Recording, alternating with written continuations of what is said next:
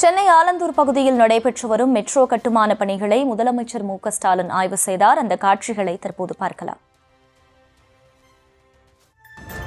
கூடுதல் விவரங்களோடு இணைகிறார் செய்தியாளர் பாரிகார்த்திக். வணக்கம். இந்த ஆய்வு தொடர்பான முழு விவரங்கள். வணக்கம். சென்னை ஆலந்தூரிலிருந்து OMR சாலை வழியாக செல்லும் மெட்ரோ ரயில் திட்டம் 2வது கட்ட பணிகளை முதலமைச்சர் அவர்கள் தற்போது ஆய்வு செய்து வருகிறார். ஒரு நிகழ்ச்சிக்காக கிண்டி சென்றிருந்த அவர் தற்போது திடீரென்று மெட்ரோ ரயில்கள் கொடுத்த பணிகள் குறித்த ஆய்வு மேற்கொண்டு வருகிறார். சென்னையை பொறுத்தவரைக்கும் ஏற்கனவே முதல் கட்ட மெட்ரோ பணிகள் முடிவுற்று 44 கிலோமீட்டர் நடைபாதையில் விமான நிலையம் முதல் மின்கோ நகர் வரை தொடர்ச்சியாக 44 கிலோமீட்டர் பணிகள் முதற்கட்டமாக முடிவடைந்திருக்கின்றன.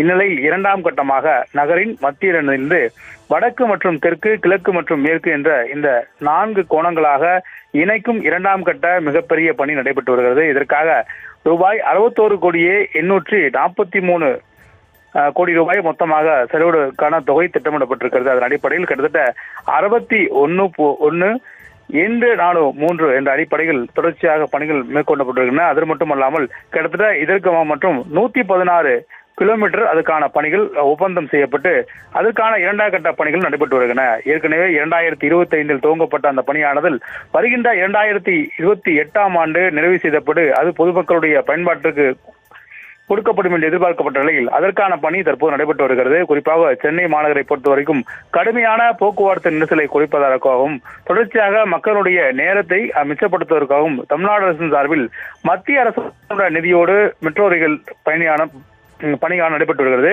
அதன் அடிப்படையில் 2ஆம் கட்ட பணிகள் தொடர்ச்சியாக 116.1 கிலோமீட்டர் அடிப்படையில் கிட்டத்தட்ட 61,843 கோடி ரூபாய் செலவில் நடைபெற்று வருகிறது. அதன் அடிப்படையில் முதலமைச்சர்கள் அந்த பணிகளை ஒவ்வொரு மாதத்தின் போதும் ஆய்வு செய்வார். அதன் அடிப்படையில் தற்போது ஆலந்தூரிலிருந்து OMR சாலை வரை செல்லும் அந்த பணிகளை முதலமைச்சர்கள் ஆய்வு செய்து வருகிறார். விவரங்களுக்கு நன்றி பாரிகார்த்திக்.